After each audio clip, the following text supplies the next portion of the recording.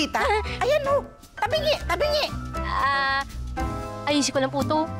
Ano ba yan? Pag yan napundi yan, ikakaltas ko sa sweldo mo yan. Ayusin mo mabuti yan. Lourdes, magnakit yan ng mga anak ko, hindi nila magugusto ng pangit. Ano ba yan, Lourdes? Ang kupat-kupad mo. Ayusin mo yung mga ponsetya ka.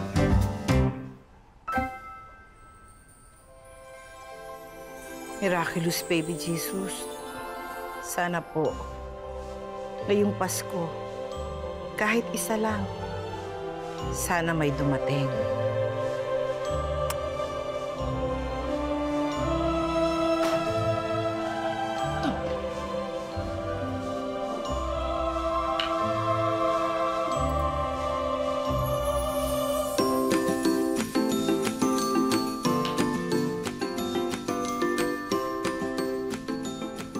Sana magkaroon ng himala.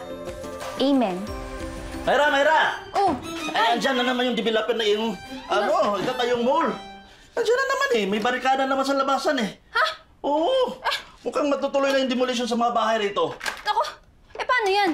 Hindi man lang sila nagpa-aabisa kung kailan. Tuwing pumupunta naman sila dito, hindi sila kumakausap ng mga tao. Karamihan naman ganon eh. Panginoong may lupa. Akala mo lahat ng nakikitira dito sa lupa nila, pagmamay-ari na nila. Anong sabi ni Kap? Di ba sila yung nag-uusap? Lahat ng mga may bahay, makinig. Kailangan nang maghanap ng lilipatan pagkatapos ng linggo per advice ng mga otoridad. Yung hindi pa nakakakuha ng bayad, kailangan nang pumunta sa barangay para makuha ang kanilang mga bayad. O saan ka pupunta? Hindi mo ba narinig? Sa barangay.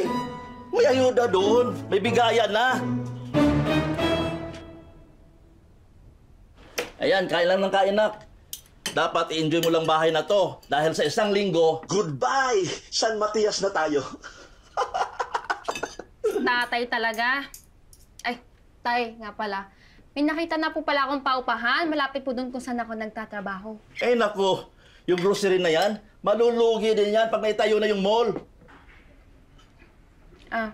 Tay, magkano po pala binigay nung barangay? Dagdagan ko na lang po siguro para sa deposit tsaka sa advance. Ayan, kinakain mo na. Tay naman, ginastos niyo po. Huwag kang mag-alala, anak. Mapapalitan ko naman eh. Marami akong gagawin appliances. Kakahuyin ko yung mga parts nun. Para pag nasira uli, pagbalik... Tay! Joke! Para naman di ako kilala nito, oh. Hindi ka nakakatawa.